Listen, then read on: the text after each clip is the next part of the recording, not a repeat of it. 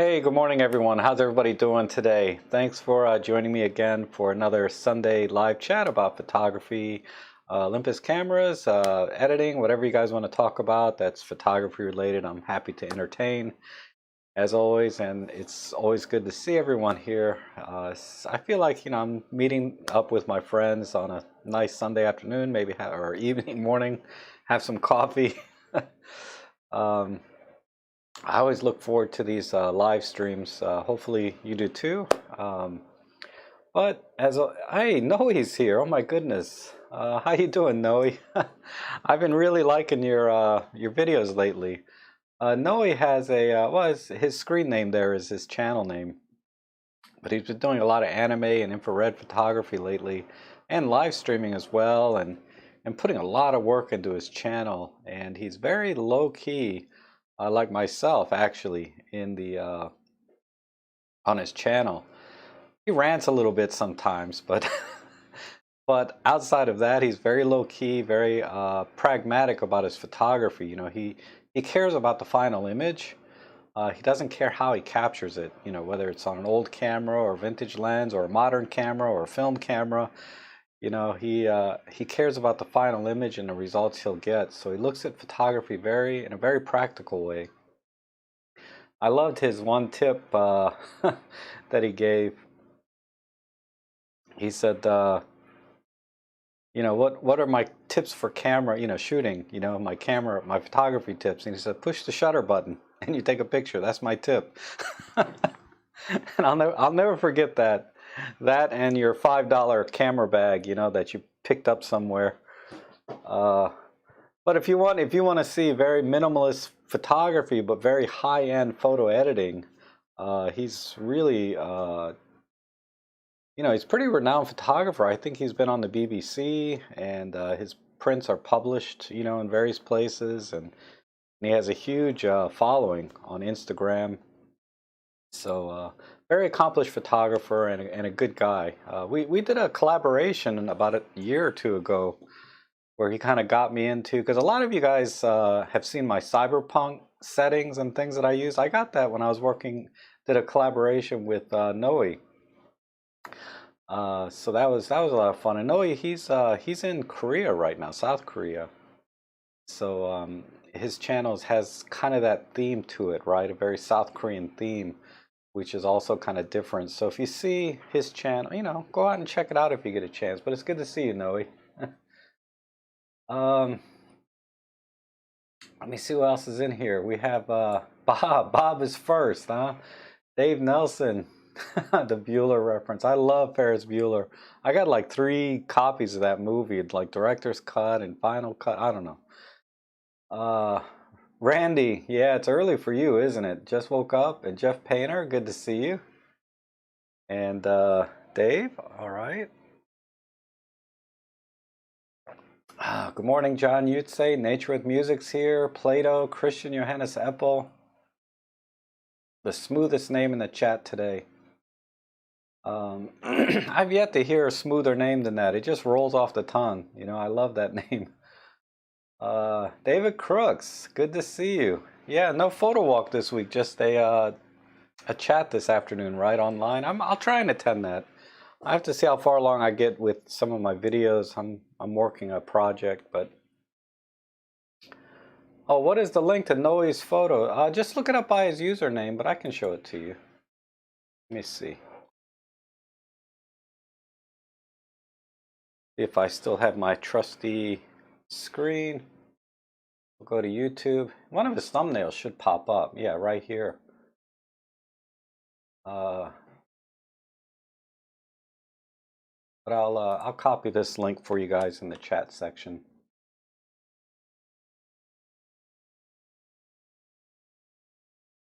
All right, there we go.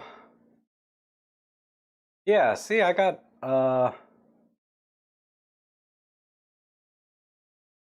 it's a little scary, to see what comes up in my thumbnails. But I've been watching a lot of movie clips and things lately. And then, of course, all the photography stuff comes up. It's weird, the YouTube algorithm will show you thumbnails and things to videos that you watch on certain days at certain times. It's very smart that way, right? It tries to show you videos that you watch at certain times. And you can see on the weekends, I watch a lot of a lot of movie clips. And then of course there's always some camera stuff in here which I watch a lot of. But anyhow, that's enough about my personal stuff, right? But I just like to be honest with you guys what's going on. I need to pull up the right screen. Ah.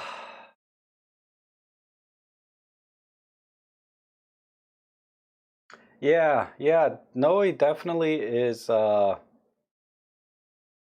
definitely a very solid photographer in his genre. Like I said, he's been published and featured on BBC and all kinds of things, which if you scroll through his channel, you'll find, videos about those things, but mostly he does like editing, right? He shows you how to edit step by step to get the kind of results that he does. Like I said, all he cares about is the end result. He's not really into the gear itself.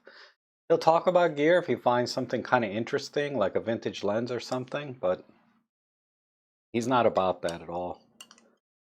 So he's kind of the opposite of most YouTube channels that, that are very focused as a business, right? I'm not discounting that, but a lot of channels, they're very business orientated. And everything they show you has a very business driven purpose, whether it's to drive new subscribers, drive new views, generate views or new subscribers, or to drive things to products, right? So it's, there's this whole outline that a lot of YouTubers get or get into, right? There's an outline or a structure to setting up a YouTube channel as a business. And I can't remember what it is. I just, I go online, like these live streams, I just go online and do the best I can. If the content can't stand on its own, then I don't deserve to be on YouTube. And that's what I try to do. I try to put out the best content that I can and just hope that YouTube figures it out. I've noticed, man, a lot of my my videos just are not getting any views lately. And the the subscriber numbers is like I've had some negative days where I lost subscribers, net loss, not like, because you always lose subscribers every day, either through, just people are cleaning up their channel list because they got hundreds of channels they subscribe to, or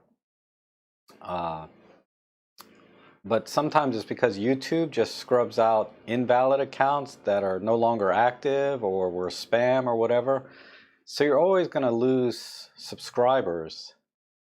But you'd think that, I got 300 plus videos and live streams and everything on. I'd be kind of a net positive day to day, right? I'm actually a negative some days, and it just surprises me is all. So, and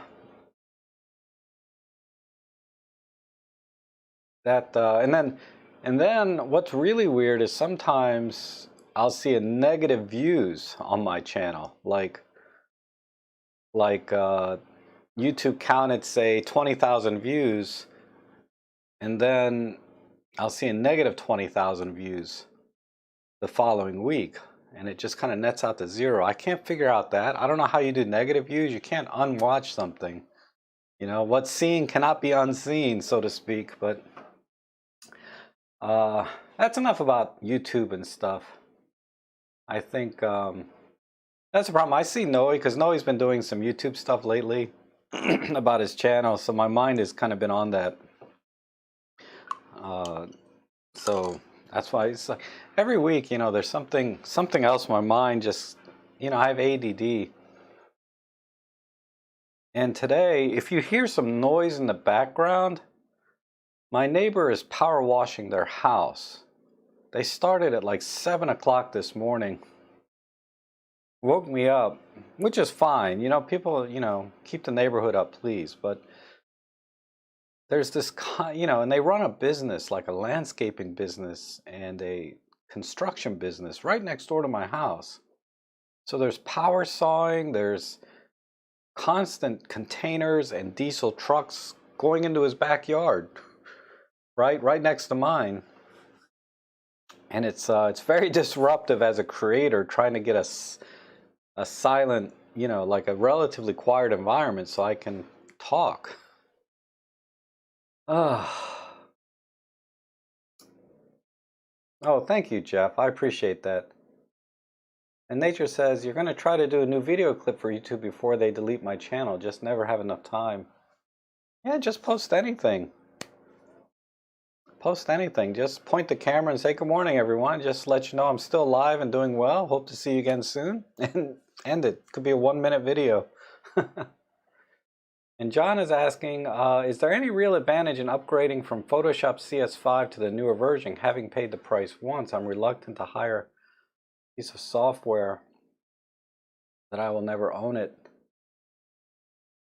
You know, I had mixed feelings about subscribing as well, right? Because I had Lightroom 5 for a long time. And then what ended up happening was I had to start, when I got into Olympus, I had to start converting all my raw files to DNG, and it, you know, so I don't have a lot of the original raw files from my cameras, so it makes it hard to work with when I use Olympus Workspace.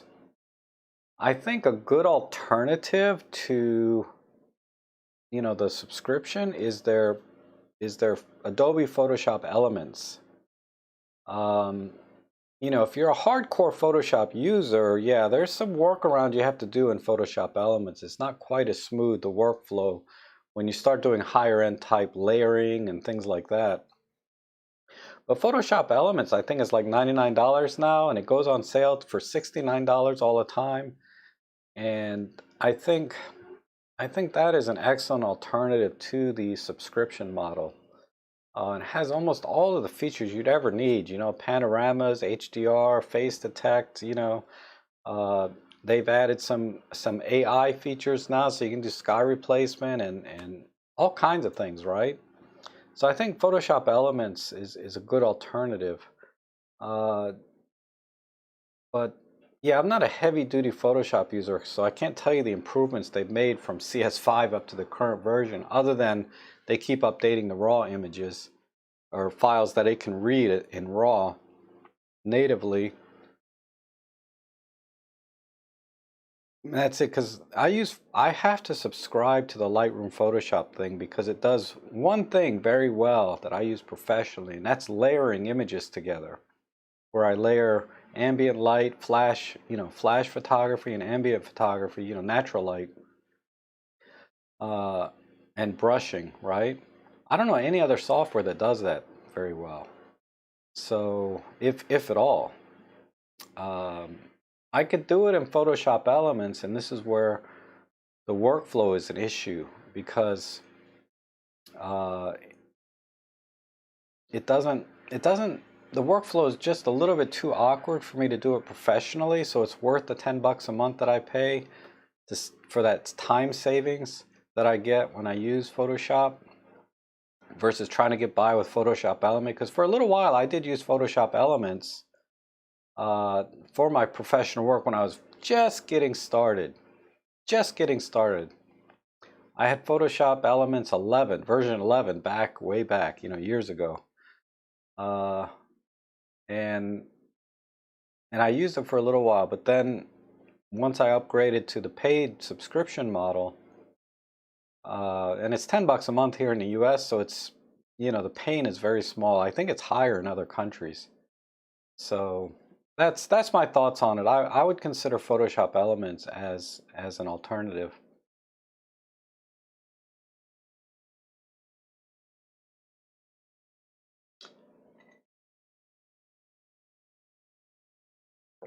Yeah, there's some boards to put up to soundproof my room. I have some of that. I got like, I don't know, I put a million holes in my wall putting up all this foam, and I might have to put a soundboard on the window though, and seal it, you know, because it's really frustrating, you know, that I'd say 50 to 70% of the time there's some ambient noise coming in through my window from my neighbor's house. That, which, you know, I can't do anything about, right? They have to work, you know, people got to make a living, right? But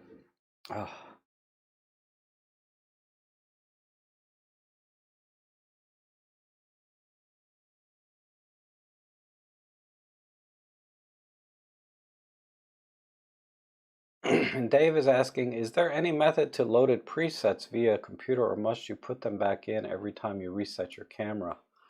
I think I don't use the loaded presets at all, because I just set up the camera every time I go out, if, you know, if I need to. But some cameras from Olympus can be saved to the computer and reloaded back into the camera from Workspace. So you'd have to try it on your computer. Go into the Workspace. I'll do it during the live stream, the editing live stream today. But there's a way to save your presets to your computer during the firmware update process. So I assume that you can do it separately as well. But I don't think every Olympus camera can do it.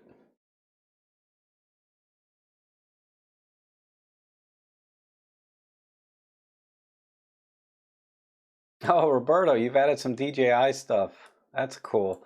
Roberto Di Donato also has a Olympus YouTube channel that he's been trying to get that thing growing for a long time. But he has a lot of great content as well, if you're an Olympus camera user. So check it out. But yeah, the DJI, I have my DJI Osmo somewhere. I stopped using it recently since I was using the DJI for a few of my video jobs where I was recording the rooms, but the low light, a lot of times I'm indoors and low light, so I switched over to my EM1 Mark III to do the video work. I just almost finished another one I should show you guys. Another property at his dental office, right out of the 80s, you know, has wallpaper in every room. Oh, it's really frustrating. Every room had different color wallpaper, but not like starkly different, just slightly different. And I was really struggling to get the white balance right. And then I was dealing with very harsh sunlight coming into the windows. And let me pull up a folder.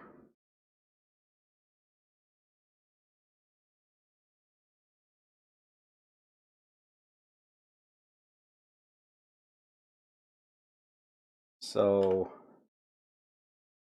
whoops.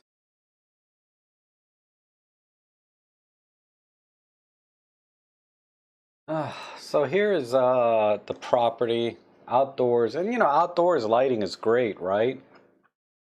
But you can see it's a very old building, I think built in the 70s. And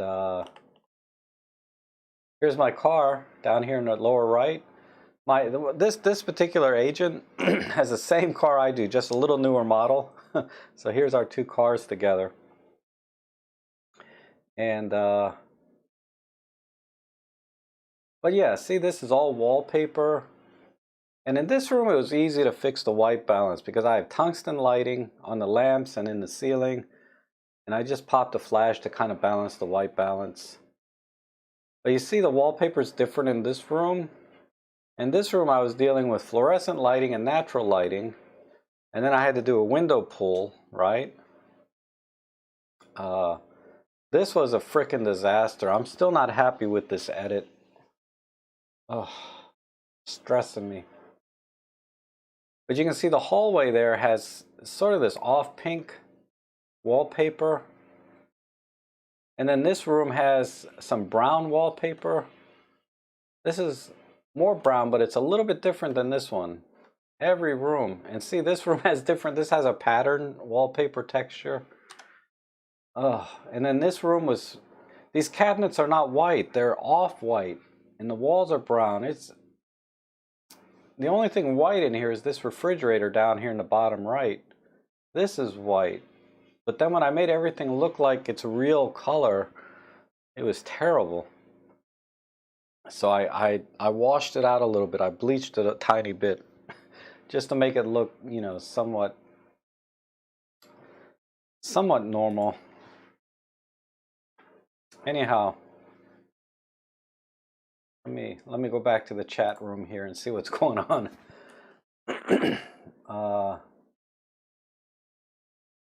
Dave Nelson, you should do a short video on loading presets, or nature should. That's true.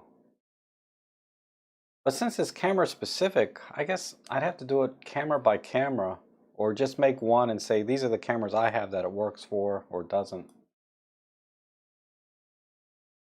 Affinity has layers and brushing, but does it have layer? Larry, how you doing? Larry's a good guy. Does it layer separate raw images? Not the same raw images and then layering on top of one raw image, but like I want to layer, you know, 2, 3, sometimes 4 raw images together into one. Align those and then start blending from there. So create like a luminance layer, create a correction layer, etc. I have to I think I downloaded Affinity Photo and it didn't have that, but I can't remember. I can't remember now.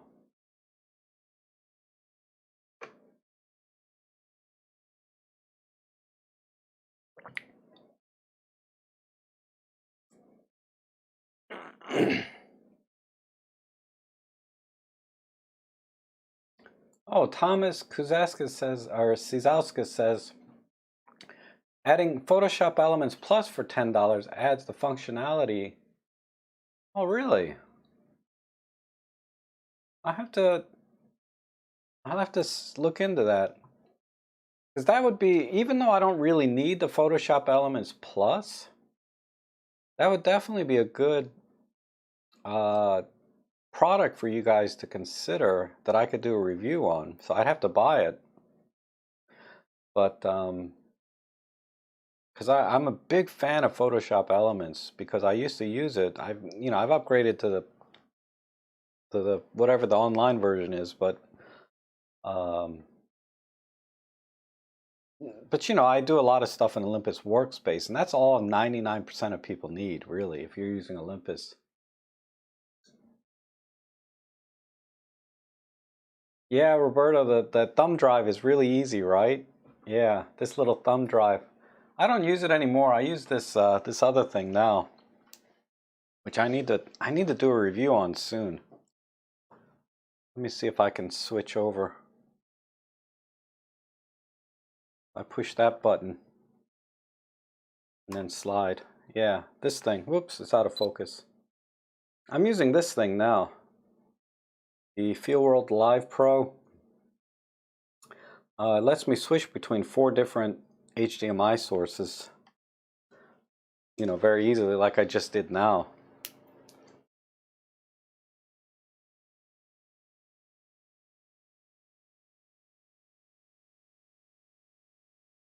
No wallpaper in my house. Too much trouble. I know, right? And bro says, thanks. You can understand my accent. Yes, I do. Your accent is not bad at all. The ceiling is what gets me with that crevice. Yeah, if you're talking about these images, all of these, talking about the indoor shots, yeah, the paneling and everything is really old. Even the paneling above was not really white. It was kind of an off-white as well. But I used that for most of the white balancing with the eyedropper. And then just to make it consistent room to room. But even the tiles were kind of all over the place. Whoever buys that place, you know, needs to really spend some money redoing a lot of the fixtures, and you know, if they want to modernize it, you know, you could just use it as is, right? It was a working dental office. You know, the dentist just retired, so he's selling his business. So it's got all the x-rays and everything going on.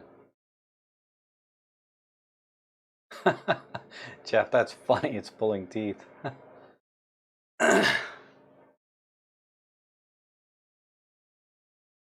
Oh, hey, Leon, how are you?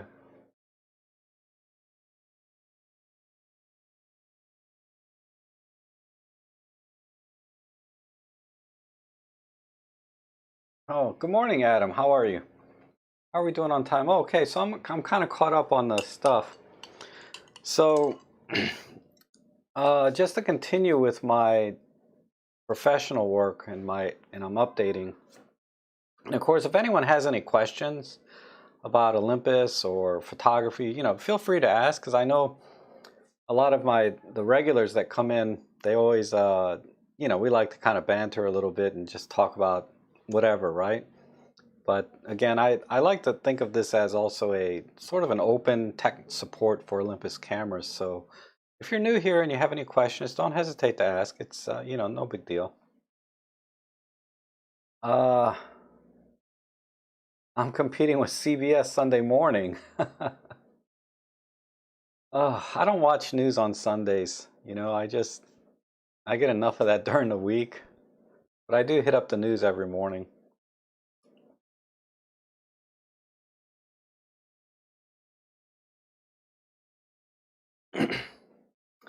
Yeah, there's a couple Olympus guys, Noe. There's me, there's Robin, there's Jimmy Chang and Peter Forsgaard, and then on the longer end is Joseph Ellis, who is an excellent photographer and professional photographer for weddings and things like that. I wonder how he's doing lately.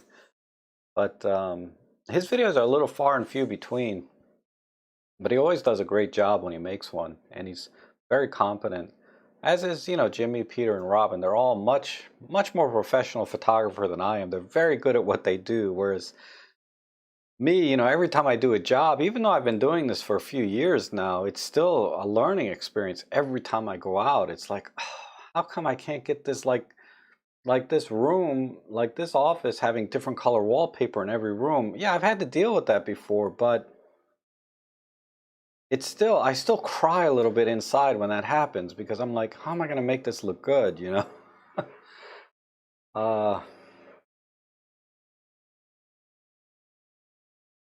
I should get Olympus. There's so few of you. Each video is like 50,000 views. No, it isn't. Oh my God, if I get 1,000 views on my video, I'm pretty happy. It's hard to even get 1,000 views on my videos lately. I know cumulatively over time, you know, some of them do well, but uh, but anyway, you know, if you look at my last 3 videos on exposure, where I used an Olympus camera, even though that wasn't the theme, you know, the purpose, I don't think I even broke 1,000 views, you know? Yeah, Robin gets a lot of views. But Robin does a really good job explaining things, and he smiles a lot, you know, and that makes a big difference, I think, when you're making your videos. Um, it always makes a difference, you know, even even if he doesn't know what he's doing, and he does. I'm not saying he doesn't. He knows what he's doing, but just the fact that you smile a lot in your video is like 1,000 views, right? And then if you teach anything at all, you know, 10,000, 20,000 views just like that.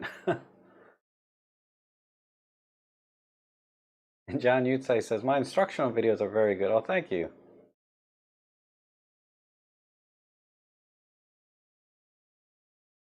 Oh, my videos, yeah, they're okay. You know, they're a little dry, but like I said, every channel, you know, has their own personality. And if you connect with that personality, then you're going to learn more. And those are the channels you should watch, you know. Uh, I'm grateful that, you know, a lot of people connect with my videos and I can help a lot of people. But, you know, not everybody likes me, right? I get dislikes all the time.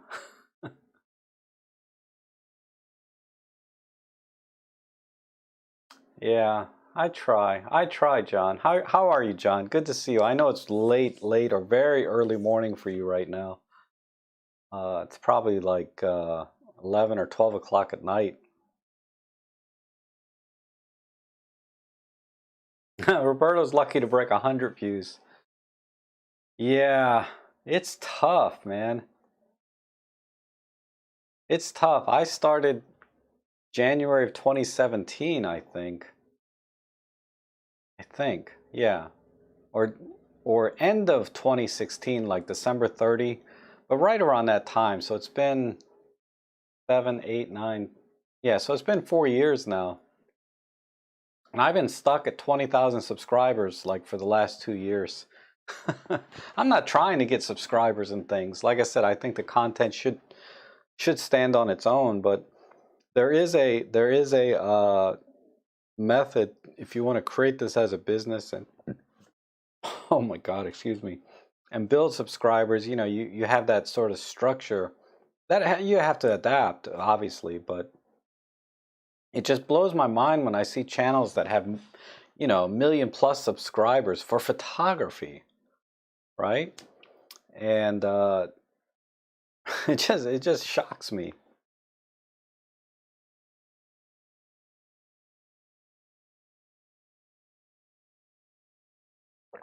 23.7K. Yeah, that sounds about right. I think at the beginning of the year I was like at 20,000. I mean, it doesn't matter. I don't, you know, people know how to subscribe, so you don't hear me too often say, you know, subscribe, hit the bell notification, leave a comment, all of that's, you know, I always say leave a comment if you have any questions. But it's rare you hear me say, I do sometimes, you know, just because like I said, none of my videos are scripted, so whatever my brain is doing at the time is what comes out of my mouth. Sort of like these live streams, you know, there's nothing scripted, right? I'm just sitting here jibber jabber about whatever comes to my mind. Oh, okay, Randy. Yeah, you were talking about doing some paranormal pictures soon. Yeah, the commercial idea was interesting, though. Yeah, I kind of like that idea. That was an interesting idea. Noe makes his own commercials for his own channel and puts them sort of in between his videos, just like a normal, you know, where you click through and say skip this commercial or skip this ad. He makes his own commercial and builds it in. You can't skip through it. He just tells you at the bottom, if you want to skip past 20 seconds or whatever, go to this part of the video. And he said that helped a lot. That's interesting. That was an interesting idea. See, you always learn something, right?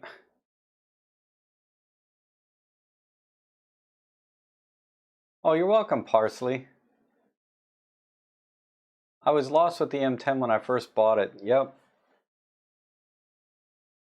Yeah, and I got a really nice email from another viewer this morning, or late last night, actually.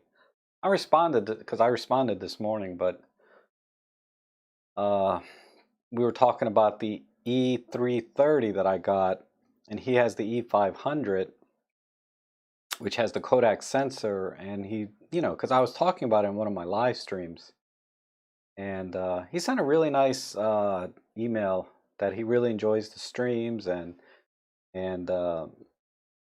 my channel and all of that. And he's never participated in the stream itself that I can remember. The name sounds familiar, but I don't see his name often, if at all. Unlike, you know, Dave and Arthur. Arthur, how are you? I haven't said hello to you today yet, Arthur. How are you doing?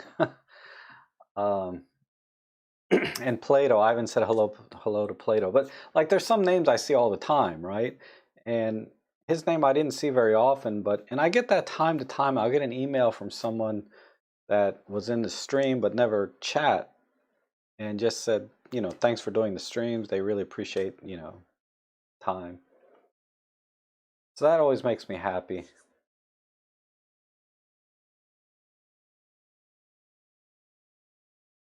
And Brad Becker's asking, is motion blur focus a bigger issue for M43 cameras due to the crop factor? It's a bigger issue, but not because of the crop factor, but because of the pixel pitch of the camera. Because you got 16 or 20 megapixels in a very small area, you have a very, very small pixel pitch, meaning the pixels are very, very close together. So you have to incorporate things like image stabilization on the sensor to offset that. But that's more of the issue, is the pixel pitch. You know, use a faster shutter speed, all of that. So any camera that has a similar pixel pitch, like probably a 46 megapixel full frame sensor, is very similar in pixel pitch to a 20 megapixel micro four thirds sensor. I'm just guessing, but you know, you get the idea, right? That the more megapixels on the sensor, the tighter the pixels are closer to each other. And that's where motion blur becomes more of an issue. Because the slightest movement, it doesn't take as much to go from one pixel to the next, as much distance. So it'll pick up motion blur a little more. So I hope that makes sense.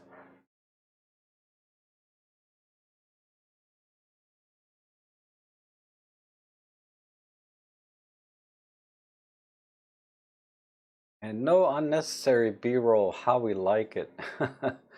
Yeah, the B-roll can be fun sometimes. Like I have, like the beginning of this stream, I have a little B-roll to kind of, I just play it to go live, and then while that's playing, I double check my sound and everything else. You would think I would double check my sound and video, but that's the idea, is it gives me a little time to kind of make sure the settings are right. And Andreas says, I bought the Pen F 2.5 years ago, and your videos helped me to understand. Good. How are you, Andreas? And Johann S. Talsma. Johann S. Talsma. Johann S. Talsma. I want to make sure I get it right. But it's more like Talsma, the way it's spelled. It's hi from the Netherlands. Thank you for all your efforts. Much appreciated. Oh, you're welcome. And then Image Writer. How are you? It says, how about EM10 and EM1 with 16 or 20 megapixel sensor? I'm not sure what the question is. I mean, there's not much difference between 16 and 20. So if you could rephrase that a little bit. Richard Gardner says, I went from an old Sony A330. Wow. Yeah, I remember that camera. The EM10 Mark II, 7-year difference in tech. I was blown away. Yeah. Yeah, the EM10 Mark II is an exceptional camera still to this day. Yeah, the Hasselblad 100 megapixel, that would be fun to have, right? $6,000 though, or whatever it costs, plus the lens. Man, that I would rather just do a high-res shot with my EM1 Mark III, or do that. I keep mispronouncing this method where you take several shots and stitch them back together. Same thing, right? Why spend $6,000 when you can duplicate the same thing on a, you know, I mean, yeah, there's some things where you have to do in a single shot, but I think for landscape and things like that, you can take several shots and stitch them together if you're fast, right? Because light can change quickly, but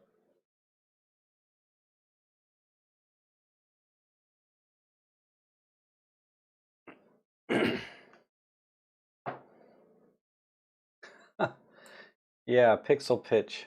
I mean, you know, nature's saying I'll use pixel pitch as an excuse for the motion blur. On a 300 millimeter lens with a 2x teleconverter. I mean, honestly, I guess another extreme example would be if you only had one pixel on your camera, there's zero motion blur, right? If you have 2 pixels, you know, you'll get motion blur potentially, because it might shift from one pixel to the next. And then when you have 20 million pixels, you know, then I don't know. An image writer says, I mean the pixel on the M1 is smaller than the M10. Yes, yes, the pixels are smaller on the M1s.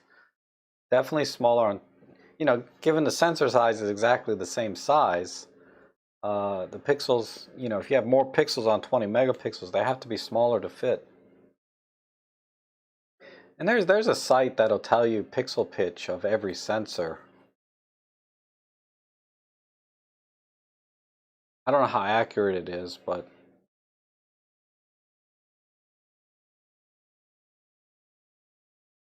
yeah, Dave is saying there's a big difference between 16 and 20 is the ability to crop more and keep a good picture. Yeah, you can crop slightly more, right? Because a 16 megapixel is what?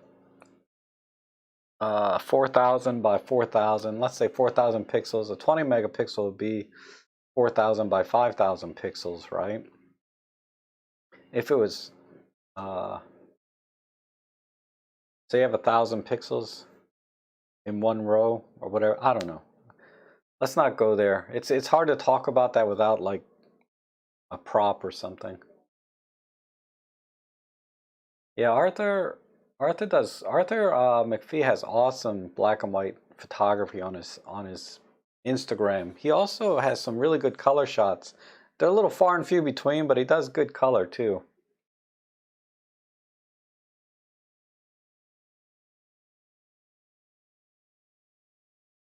Ah, free tacos, huh, Randy? You gave your E5, 10, and 14 to 45 away?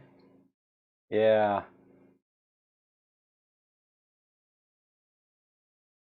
I'm thinking about the E500 though. I'm going to start shopping for one.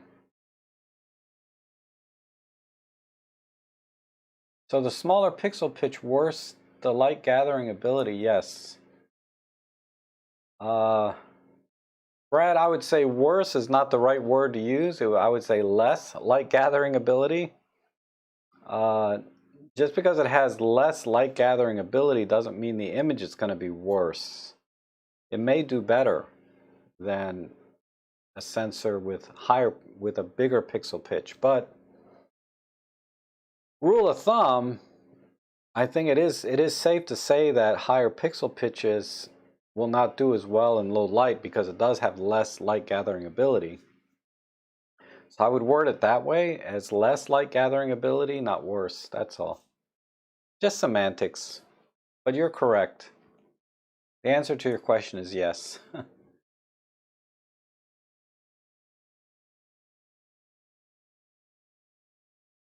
Hey Rob, Steve is asking, hey Rob, have you used a three-way gear head on your tripod? Yes. I used the Benro something gear head. It's like a $180 gear head. It's really good for the money. It's the cheapest one that's any good. If you watch my last video on real estate photography, I think the thumbnail says I get paid to do this, or it says real estate photography on it. You can see a picture of the gear head. Right now the gear head's in my car. Since it's gotten cooler, I can leave the tripods in my car now. When it's too hot, the grease in the gear heads can leak out if it's too hot. But now that it's cooled off, I can leave it in the car. But I'll show you which one. Just for people that are not familiar with that particular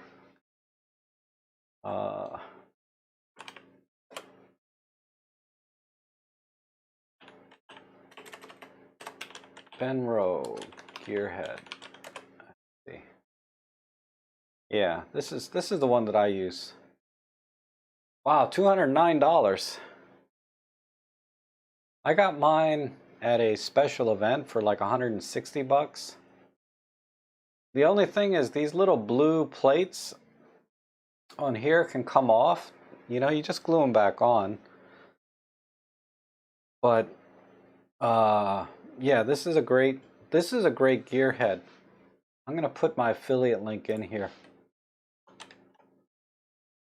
I'll make a couple bucks if you guys want to buy it off my link.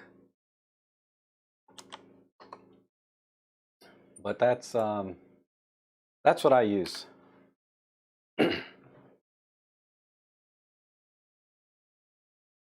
Oh, you just posted a color. Yeah, I didn't get on the Instagram this morning. Dave says, I would think Rob would have PTSD with all the info he has bouncing around in his head. He's everywhere. Yeah.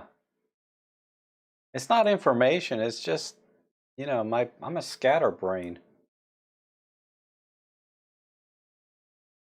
Yeah, the E500 has that Kodak sensor in it, right, Randy? You're gonna keep that. Yeah, that's the one I'm thinking about getting. And then Adam Favre says, or Favre, I don't know why I said Adam Favre. Adam Favre says, interesting how concerned people become about the nuances of pixel pitch and how that affects our images. Many do so few of the little good practice things that make the little things moot. Yes, absolutely. I mean, I'll say this. I'm going to say this in every stream. The higher your photography skill set, the less the gear matters. That's just how it is. You know, if you're really good with a camera, regardless of the camera, you're going to take great images.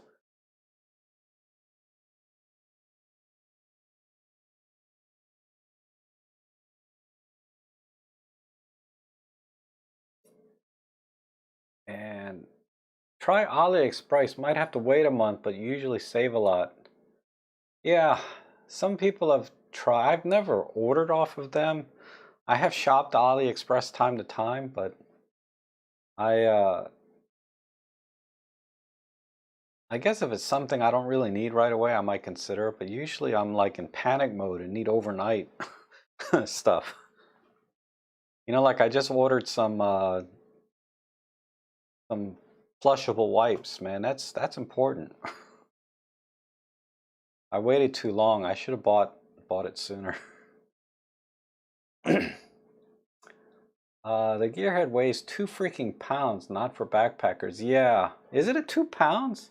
Yeah, 1.9 pound. I didn't realize that.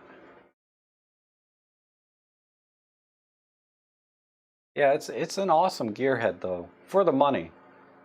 You can spend $1,000 or more on a really high quality gearhead, but I'm not doing that. I don't get paid enough to do that in my photo jobs. Eventually I'll get there. Maybe another couple of years. I'll be in a place, if I choose to, right? I haven't really chosen to really expand my real estate photography business either. I just, you know, I have a couple, 3 agents that call me time to time and do jobs. And if they come, they come. If they don't, they don't. I'm okay, right? But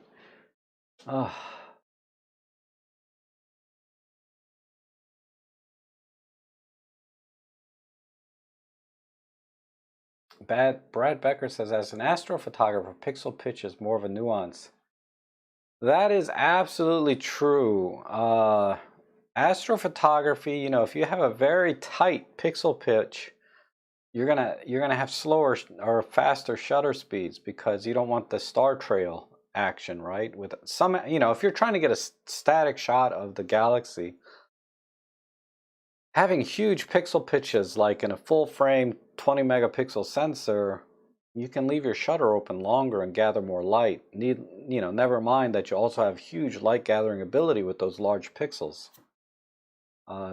So Micro Four Thirds it's definitely a challenge for astrophotography. But like I said, if you're really good with your camera, you'll take great astro shots even with Micro Four Thirds. But yeah, pixel pitch is definitely a very important factor in astrophotography to help you determine how long you can leave your shutter open for each exposure.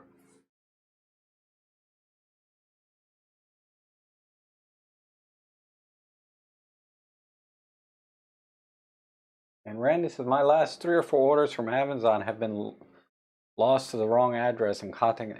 Wow, that sucks, man. I mean, my biggest worry about my Amazon stuff is the porch pirates in my neighborhood. But I'm usually home when I order something. And I try not to order expensive things like $20 items here and there. Otherwise, I have them sent to the Amazon locker that I can just go pick it up and it's secure. You live next to China, it still takes a month. That's hilarious.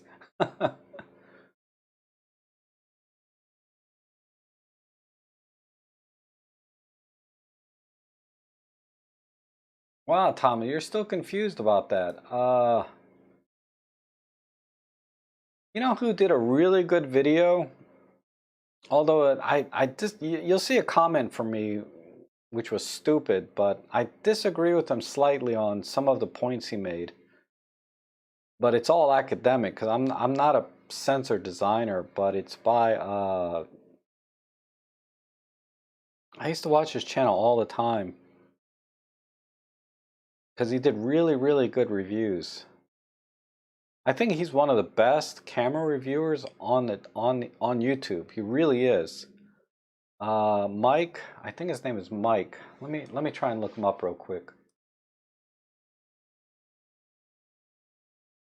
Mike the something, Mike the mentor, or God, what the heck? Maybe somebody in the chat room knows. Let me try Mike the mentor. Mike the Maven.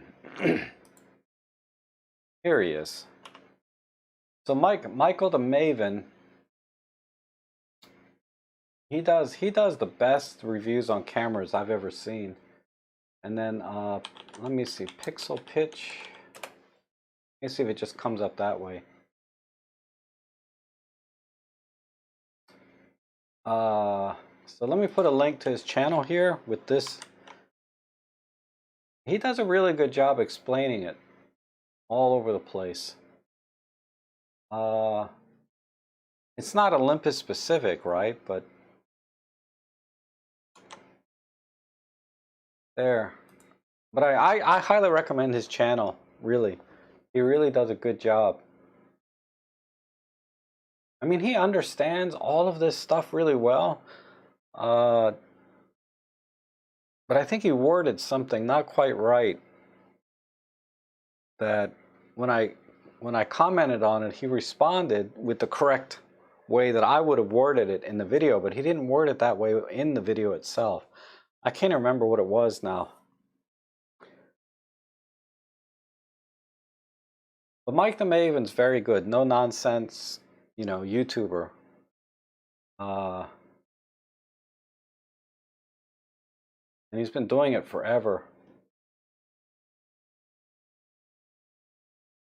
Where's my chat window? See where I'm at. Oh, Barana, how are you? What time is it? 10:30? Oh, I still have a few minutes. Thomas Heaton has an interesting head for his camera. Looks like it was made for engineers doing road work. Oh, yeah. I've seen that. It's got two knobs on it, right? He has, I don't know what that's called exactly. I don't think it's a gearhead type tripod, but I never looked at his tripod very closely, but I did see it in a video recently when he was using the Hasselblad. I did notice the tripod in the head that he was using on it.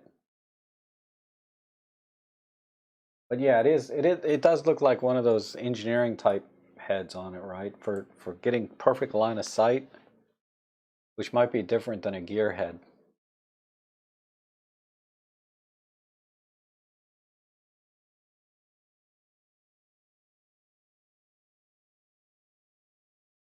Ah, Hans, how are you? So KEH was in Santa Fe. Yeah, I hear they're decent people to sell to. Like you get a decent dollar for it. I mean, it's always going to be half what it's really worth, but at least they give you half.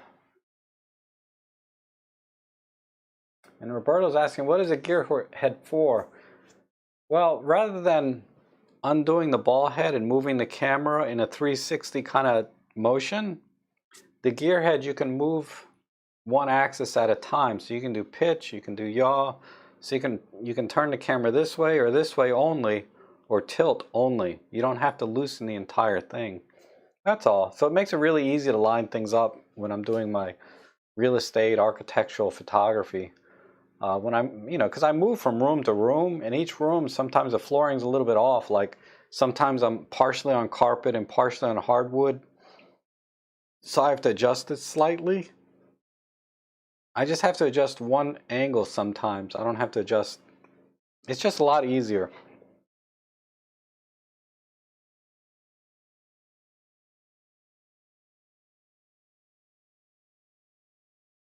People taking my stuff due to wrong addresses like Port. Yes. Yes, that is true. That's no better than stealing, right? If someone delivers a package to my house that's not mine, I'll let them know. It's never happened though. I get my neighbor's mail time to time, and I just, drop it back in the mailbox. It gets back to them a couple days later. I don't deliver it, give it to my neighbor directly, because we don't really talk. I don't know them. Sometimes they're 2, 3 doors down. I don't know who they are, So I think the best thing to do if you get your neighbor's mail, unless you know them well, just drop it back in the mailbox and it'll get to them.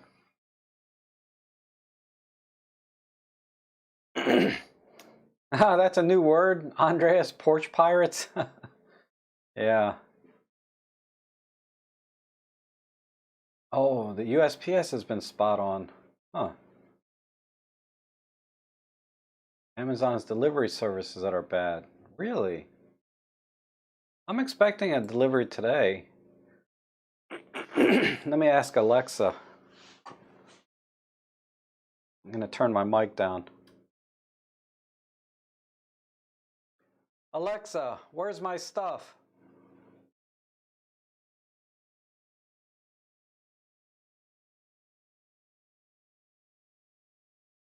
Oh.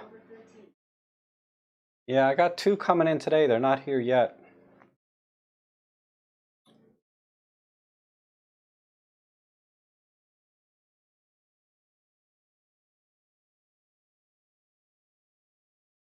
Wow, $10 for a D7100. That's cool.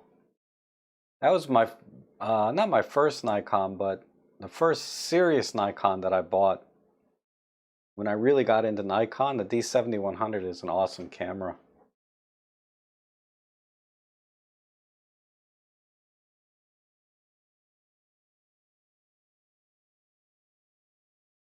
Mine's from 2011.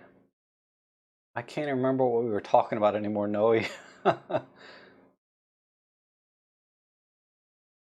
Why use a gear head instead of a fluid head? Fluid head would be more for video work, I would think, right? And fluid heads don't have, if you want to tilt this way or this way, where's a camera? Fluid heads are good at tilting this way and panning, right? But it doesn't tilt this way or this way. If I'm thinking of the same fluid head you are, right? So gear heads allow you to tilt this way and this way. So if I set the camera down and it's slightly tilted because of carpet and hardwood, I can just rotate one axis. And then if it's slightly tilted this way, that's all. Fluid heads are good at this and rotation, but not this and this. What's this, pitch? I think this is pitch. No, that's yaw. I don't know. You know what I'm talking about.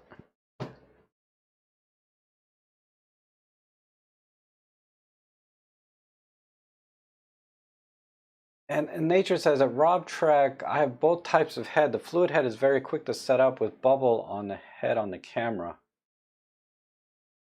I woke up everybody's I won't say that word, but yeah. The ALEXA. It's hilarious, right? When the TV or somebody says that name on and your actual device picks it up. It's happened to me a few times.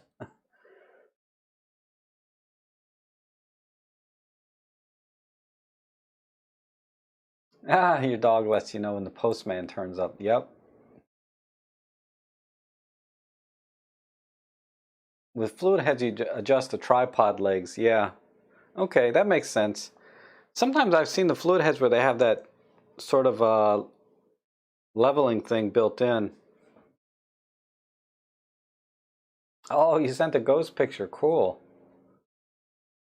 You want me to edit that one?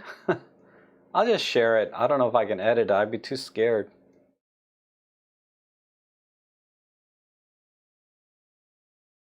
And Bob says, yeah, you know what I'm talking about. That's right.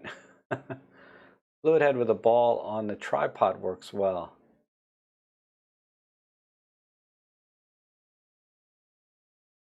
Yes, I think I know what you're talking about. But the fluid heads have that long handle too, right? Which is kind of awkward.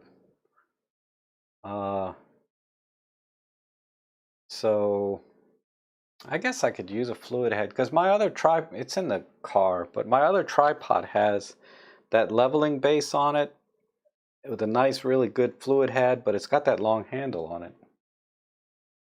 Yes, I am editing today at 11 o'clock.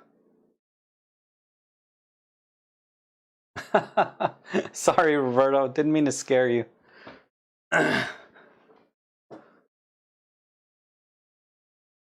Yeah, the long handle is a little bit of a problem for me because sometimes I'm in very tight spaces, right? If you watch my video, you'll see I have to get up in a corner and put it right there, and yeah, it'd be really awkward with the handle. So gearhead is best for real estate photography. Okay, Noe, thanks for dropping in. It was good to see you again. You have a good evening.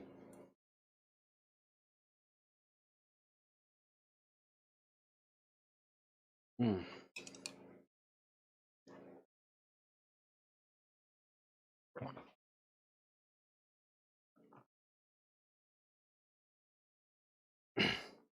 have a tripod from the 60s built like a tank and heavy. Yeah, they just don't make things the same anymore, right? Not that they're better or worse, but things were made differently. You know, like a tripod is something they've been probably making for as long as there's been photography. So you'd think they'd have it down by now, but there's still like, you know, like camera conspiracies, right? All I want is the perfect camera. All I want is the perfect tripod. I haven't really found it yet. I really like my Me Photo. What is that? It says an A1350. That's been a really good tripod for me. It's not perfect, but it's really good. My other Me Photo Backpacker Airs have been excellent. Yeah, Earl has articulated it correctly. Gearheads allow for precise movements on all axes.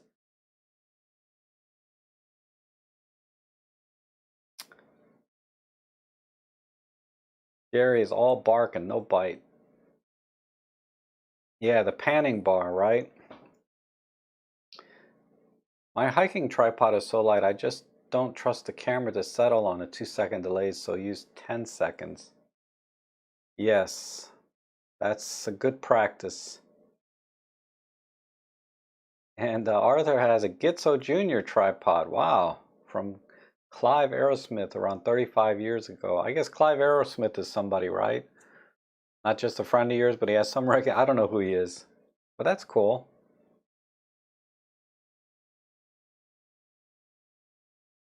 Yeah, I mean, you know, a tripod is a tripod, right? I mean, they make things so complicated sometimes. But they need to make, you know, they have tripods for all different purposes. And it's the ones that try to do everything that get kind of rickety and not stable. Back in the day, you know, tripods did one thing: stabilize the camera, right? So they were solid and heavy. Who is it? That guy? His name is Brown. I forget what his full name is. Gary Brown. He likes heavy tripods. He has a YouTube channel. He has an excellent channel too. So many good channels out there. You know, it's like puts a lot of pressure on me because I feel like everyone's channels are so good, you know.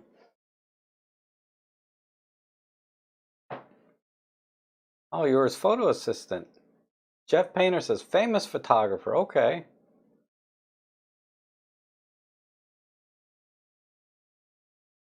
and a gimbal. The first tripod I used to work was a Gandalfi. Wood and metal and so heavy, but it did the job perfectly. Wow.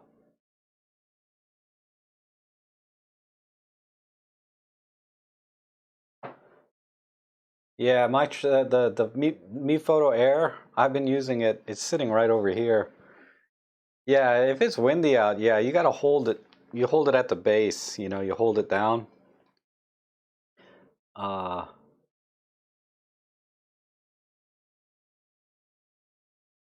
Yes, $600 tripod, but that's nothing, right? As far as tripods go. But that would be a really good tripod. Like that's a good analogy. Because most tripods are under 200 bucks, right? Like I got this thing. This is like a, oh, watch me unhook all the cables. But this is like a $30 tripod from Best Buy. It was a gift from my nephew. He was like, I think 8 or 9 at the time. He wanted to get something for me photography related. The Sun Pack. The Sun Pack, that's kind of like the, they've been around forever though, haven't they? It is lightweight though. Man, I can hold that thing with 2 fingers. He bought it because he wanted to give me something very lightweight to take with me when I go out hiking and stuff. So he was thinking about it. So I really love that tripod because of, you know, it was a gift from my nephew.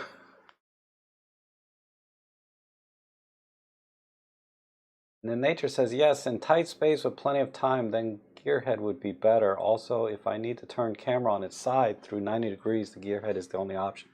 Yeah, I do that too. I do rotate 90 degrees too. Yeah, a fluid head would not do that. But I have like I have the Benro S400 gearhead, or fluid head. I think it's the S4 is what I bought. It was like a $300 or $400 tripod, I think. Maybe that's why the word 400 is coming to mind. I don't know. Pretty heavy duty though, and lightweight.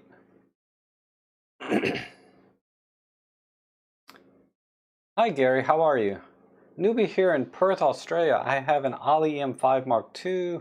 How can I change the JPEG file name that reflect the DM date, month, year, which I use?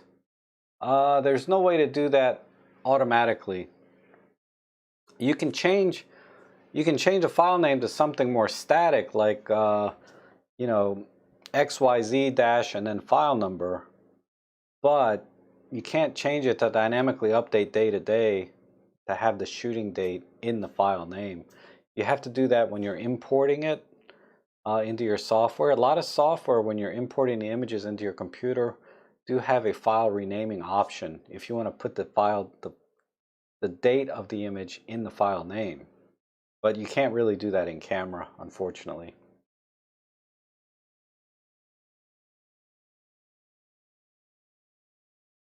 Nice. A slick tripod from Best Buy.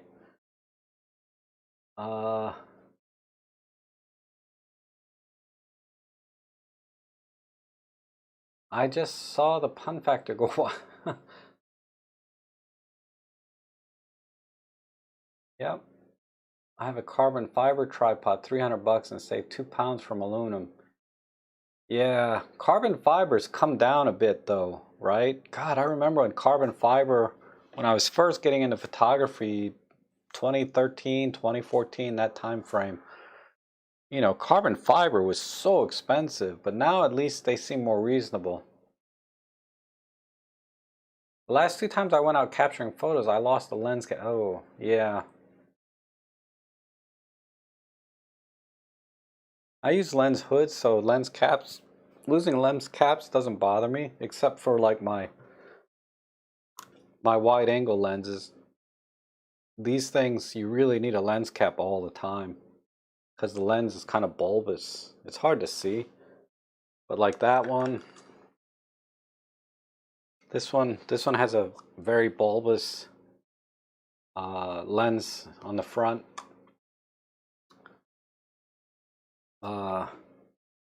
But everything else, like my 40 to 150, I use a lens hood, so I don't worry about the lens cap. Which reminds me, somebody asked me, do I use polarizer filters? I think it was Jeff, but in one of the streams, someone was asking me about polarizer filters, and I said, no, I don't use them because it reduces the light, you know, in my real estate work, because it kills the light to the lens indoors, and you need a lot of light when you're indoors because usually lighting is not very good. And then outdoors, I said there might be some use for it, right? But I don't really need it.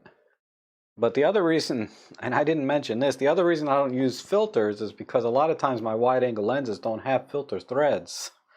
I mean, you can buy adapters and everything for it, but there's, you know, like I said, it kills light anyway, so I don't really need it for my wide angles.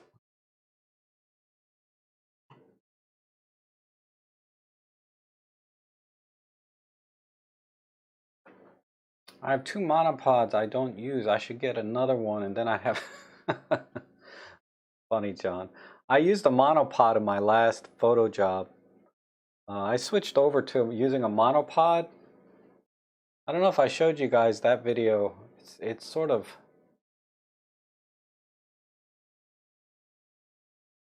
See. But I'm liking the monopod better for my gimbal. I'll show you guys. 1 second.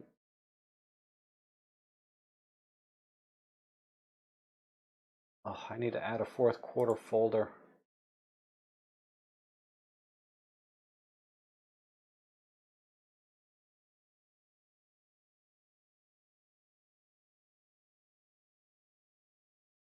Let me see if this has it. Nope.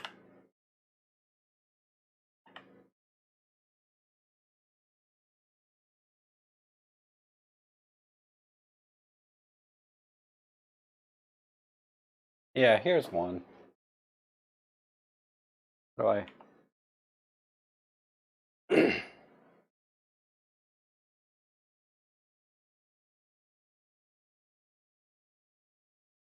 So yeah, I'm using this monopod. And I put the gimbal on top of the monopod, and then I just move the thing. Because in my last video, I used a tripod. But I'm using a monopod here. I wonder if I have a shot of the gimbal, the gear head. I know we've already talked about gear heads, but... Yeah, this is the Benro gear head that I've been using. I was going to vlog this last real estate job that I did, but I didn't charge up the microphone, the wireless mic. So there was no audio for the entire vlog. A little bit at the beginning because there was some charge left in the video. But yeah, towards the end there, it just, you know, after a few minutes, the battery died in the microphone and I was just talking to myself.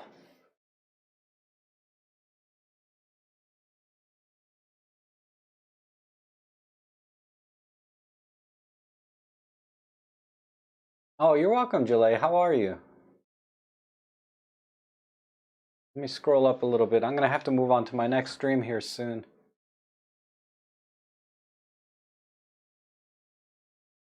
The M5 Mark III would be perfect camera if it had a flip screen instead of articulating. Yes, I agree with you that for photography, the tilt screen is, the tilt is better for most things. Or flip screen versus flip out. You know, tilt is better than flip.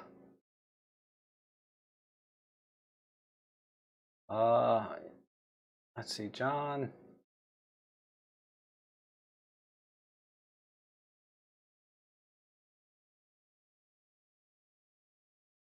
No, that's an interesting observation. Lysippus says carbon fiber will get cheaper as the aircraft industry is in trouble and carbon fiber manufacturers will need to offload raw fibers for alternative markets. I don't know if things will get cheaper, tripods, or if the tripod companies will just make more money, right? Why would they lower the price of their tripod? They would probably just rather make more money. And then it might take a little bit of time for it to flood the market enough that carbon fiber tripods will cost about the same as regular aluminum tripods. But if this continues, I could see over time where carbon fiber will be the same price if that's the case.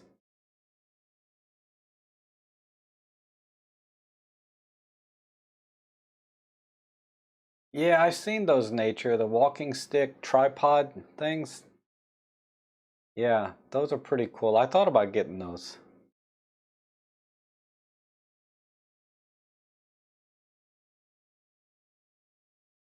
A monopod with a gimbal is genius. Yeah, it works. But my monopod has 2 feet at the end because I need to get a nice straight. I have to be a little bit more steady with the monopod, you know, than with a tripod. But it does work well.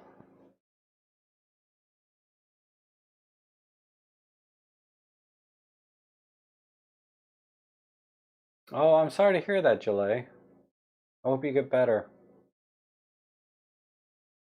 Use the Steadicam. Okay. Sorry, I have to get through. I'm going to try to get through all these and then move on to my next stream. Errol, the only thing I don't like about the Benro gearhead is it's difficult to release to make a large movement. And it seems to unlock in the wrong direction clockwise instead of counting. Yeah. I don't know, I'm used to it. But I know what you mean. Unlocking it to move it, that was a pain. That's always a pain, right? But ultimately I save time with the fine movements that I can make. Once I set it down and get the camera positioned right, I save time overall. But yeah, time to time, unlocking is a pain. I know what you mean.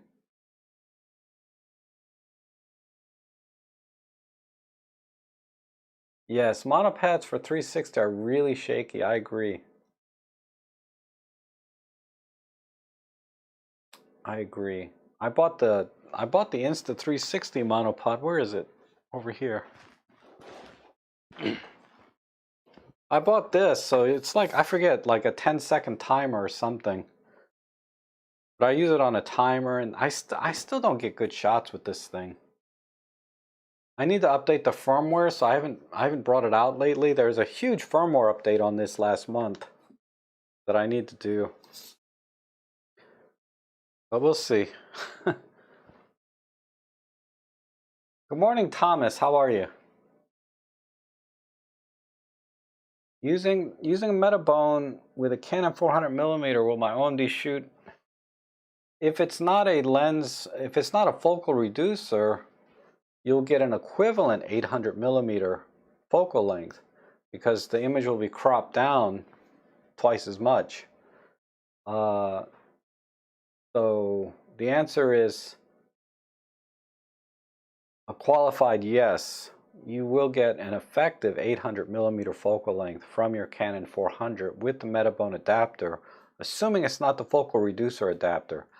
If it's a focal reducing adapter, you have to multiply your focal length by 0.71 and then multiply that by 2 once you put it on the Micro Four Thirds.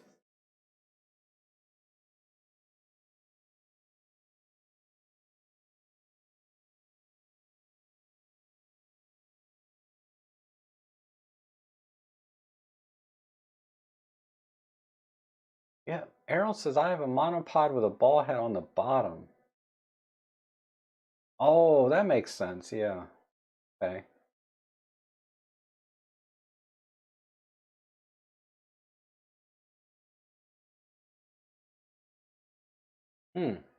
Interesting. From Lysippus about the manufacturing of fiber. And Parsley Leon says, I just bought a used Pen F because it looks nice. Peter Forsgaard says, you plan black and white. Don't just make a color pick in the black and white pick. He said that you can change the EVF to show black and white. Do you know how to, Rob? Yes. Just put the camera in monochrome mode and the EVF and the back view will be in black and white. You do need to be careful of the EVF live view setting, because if you're shooting in manual mode, the live view setting might be set to show you a color image. But once you put the camera into monochrome mode, either through the super control panel or through the front dial, the front creative dial, the EVF in the back screen will be in black and white. In the PAS modes, program, aperture, and shutter priority modes. If you're in manual mode, it might shift the color, but you can change that in the menu. It's under the live view menu. I think it's in the D menu. Let me check.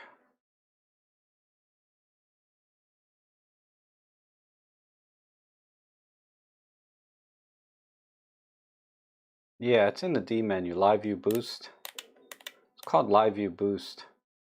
And the other time it's going to show you colors if you're using focus peaking, like for manual lenses. That's going to be in color, I believe. I don't think that will give you a black and white image if you're using focus peaking. But yeah, it shouldn't be anything extra you have to do. It should be pretty automatic.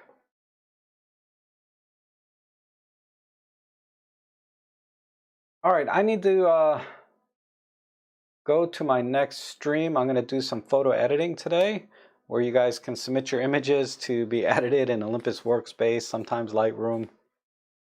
And I also put my images out for you guys to edit one of mine. It's always fun to see what you guys do. But thanks again today for another awesome Sunday live chat. It was good seeing everybody again. And I'll be back on Tuesday morning, like 7 a.m. my time, God willing. Thanks again for coming in today. We'll see you again soon.